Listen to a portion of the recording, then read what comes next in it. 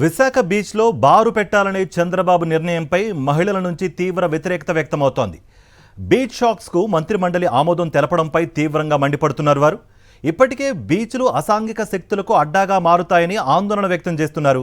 ప్రభుత్వ నిర్ణయాన్ని వెంటనే ఉపసంహరించుకోవాలని డిమాండ్ చేస్తూ రోడ్లెక్కుతున్నారు. మద్యం వలన రాష్ట్ర వ్యాప్తంగా మహిళలపై అత్యాచారాలు, అఘాయిత్యాలు పెరుగుతున్నాయని, గోవా సంస్కృతిని ఇక్కడికి తీసుకొస్తే పరిస్థితులు దారుణంగా మారుతాయని ఆవేదన వ్యక్తం చేస్తున్నారు. ఇప్పటికే రాష్ట్ర వ్యాప్తంగా మద్యాన్ని ఏరులై పారిస్తున్న కూటమి ప్రభుత్వం ఇకపై మద్యాన్ని బీచ్ల్లో కూడా అందుబాటులోకి తీసుకురాబోతూ నిర్ణయం తీసుకుంది. పర్యాటకానికి ప్రోత్సాహం ముసుగులో మద్యాన్ని మరింత విచ్చలవిడిగా అమ్మేందుకు ప్లాన్ చేసింది. ముందుగా విశాఖ సూర్యలంకలో మినీ బార్లు ఏర్పాటుకు మంత్రిమండలి ఆమోదం తెలిపింది. ఇప్పటి వరకు బీచ్ అంటే షికార్లు, సరదాలు, పిల్లలు, కుటుంబ సభ్యులతో సేద తీరే ప్రాంతం. ఇకపై బీచ్లు అంటే బీరు, బారు, మందు, చిందు, ఆకతాయిల అసాంఘిక శక్తుల కోలాహలాలకు వేదికగా మారనుంది. రాష్ట్రంలో ప్రశాంతంగా ఉన్న బీచ్లను అసాంఘిక శక్తులకు అడ్డాగా మార్చాలని ప్రభుత్వం చూస్తోంది. బీచ్ షాక్స్ పేరుతో మద్యం ప్రవాహానికి చంద్రబాబు సర్కార్ తలుపులు బార్లా తెరిచింది. టీడీపీ మద్యం సిండికేట్ మరింత బరితెగించి దోపిడీకి పాల్పడేలా పచ్చజెండా ఊపింది. బీచ్లో మద్యం విక్రయాల అనుమతి ఇవ్వడం కోసం చంద్రబాబు ప్రభుత్వం సరికొత్త ఎత్తుగడ వేసింది. ఇంతకీ బీచ్ షాక్స్ అంటే బీచ్ల్లో చిన్న సైజు బార్లే. వెదురుగాని, చెక్కతో గాని కుటీరం ఆకారంలో వాటిని ఏర్పాటు చేస్తారు.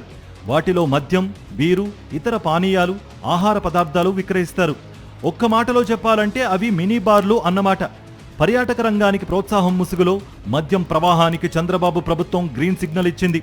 మొదటగా విశాఖపట్నం సూర్యలంక బీచ్లో వీటి ఏర్పాటుకు ఆమోదముద్ర వేసింది. ఉదయం 10 గంటల నుంచి రాత్రి 8 గంటల వరకు వీటిని నిర్వహించుకోవచ్చునని ప్రకటించింది. చంద్రబాబు ప్రభుత్వం తీసుకున్న ఈ నిర్ణయంపై మహిళలు దుమ్మెత్తిపోస్తున్నారు. అభివృద్ధి, సంక్షేమం అంటే రాష్ట్రమంతటా మద్యాన్ని ఏరులై పారించడమా అంటూ బాబు సర్కార్ను నిలదీస్తున్నారు. వెంటనే ప్రభుత్వం తన నిర్ణయాన్ని ఉపసంహరించుకోవాలని, లేకుంటే ధర్నాలకు దిగుతామంటూ హెచ్చరిస్తున్నారు. చీరాల అలాగే విశాఖపట్నంలో బీచ్ షాకులు పెడతాము, ఇదంతా విజయవంతమైతే రాష్ట్ర వ్యాప్తంగా అమలు చేస్తామంటున్నారు. ఇదంతా సిగ్గుచేటండి. అంటే ఈరోజు ప్రజలు ఏవైపోయినా పర్వాలేదు, మహిళలు ఏవైపోయినా పర్వాలేదు, మాకు మాత్రం ఆదాయం కావాలి, మద్యం ద్వారా ఆదాయం సంపాదించుకోవడం అన్నది కరెక్ట్ కాదు. ఖచ్చితంగా నిర్ణయాన్ని వెనక్కి తీసుకోవాలి. రాష్ట్ర వ్యాప్తంగా ఇప్పటికే మద్యం మీద అనేక పోరాటాలు జరిగాయి. మద్యపాన నిషేధాన్ని కూడా మనం సాధించుకున్న ఘనత మన ఆంధ్ర చరిత్రలో ఉంది. కాబట్టి ప్రభుత్వాలు వెంటనే దిగి రావాలి. చంద్రబాబు నాయుడు గారు, మీరు సంపద సృష్టిస్తాము, సంక్షేమం చూస్తాము, అభివృద్ధి చేస్తాము అని చెప్తున్నారు. ఇలాగా సంపద సృష్టిస్తారు. ఆడవాళ్ళకి యొక్క రక్షణని పణంగా పెట్టి సంపద సృష్టిస్తారా? మొన్నేమో పిల్లల్ని కంటే డబ్బులు ఇస్తామన్నారు, ఈ రోజేమో బీచ్లన్నింటినీ బార్ల కింద మారుస్తామంటున్నారు. తాగినోడు ఊరుకుంటాడా? గంజాయి కొట్టినోడు ఊరుకుంటాడా? అక్కడ పొడుచుకొని సస్తారు, ఆడవాళ్ళ మీద అత్యాచారాలు చేస్తారు, పిల్లల్ని బతకనివ్వరు. అంటే మేమేమో పిల్లల్ని కంటాము, వాళ్ళని బీచ్కి తీసుకెళ్ళడానికి లేదు, మళ్ళీ ఇళ్లల్లోనే కూర్చొని ఉంటాము. మొత్తం ఆడవాళ్ళ మీద యుద్ధం చేస్తున్నారండి బాబు. మీ అభివృద్ధి వద్దు, మీరు వద్దు, అలాగే మీ సంక్షేమం వద్దు, మీ సంపద వద్దు. మా ప్రాణాలని పణంగా పెట్టి మీరు చేసే ఈ సంపద మాకు వద్దని చెప్తున్నాం. మహిళలకు చంద్రబాబు ఇచ్చిన హామీలు చాలా ఉన్నాయని, ముందు వాటిపై దృష్టి పెట్టాలని హితవు పలికారు. 18 ఏళ్లు నిండిన మహిళలకు నెలకు 1500, ఏడాదికి 3 సిలిండర్లు, తల్లికి వందనం వంటి ఎన్నో హామీలను ఎగ్గొడుతున్నారని, ముందు వాటిపై దృష్టి సారించాలి అని కోరుతున్నారు. ఎన్నికలకు ముందు ఓట్ల కోసం మహిళలు కావాలి, ఎన్నికల తరువాత వారి భద్రత చంద్రబాబుకు అవసరం లేదా అంటూ ప్రశ్నిస్తున్నారు. కూటమి తీసుకున్న నిర్ణయం వలన మహిళలు, ఆడపిల్లలు బీచ్లకు వెళ్లలేని పరిస్థితి ఏర్పడుతుందని వాపోతున్నారు మహిళలు. అసలు వైజాగ్ని ఏం చేద్దాం అనుకుంటున్నారు? మీకు మంచి అభివృద్ధి చేస్తాం అని అంటే మీ దృష్టిలో అభివృద్ధి అంటే ఇలాగా మందులు, బార్లు తెరవడమేనా అభివృద్ధి అంటే? ఇప్పటికే మీ ప్రభుత్వం వచ్చిన తర్వాత మహిళలపై అత్యాచారాలు, అలాగే అఘాయిత్యాలు, మరి గంజాయి బ్యాచ్ అనేది చాలా ఎక్కువైపోతుంది. మరి దానికి తోడు ఇప్పుడు బీచ్లో కూడా మీరు ఇలా ఈ విధంగా ప్రారంభించడం అనేది ఇది ఎంతవరకు సబబు అని ఈ టీడీపీకి, చంద్రబాబు నాయుడు గారికి వైసీపీ తరపు నుంచి మేము ప్రశ్నిస్తున్నాము.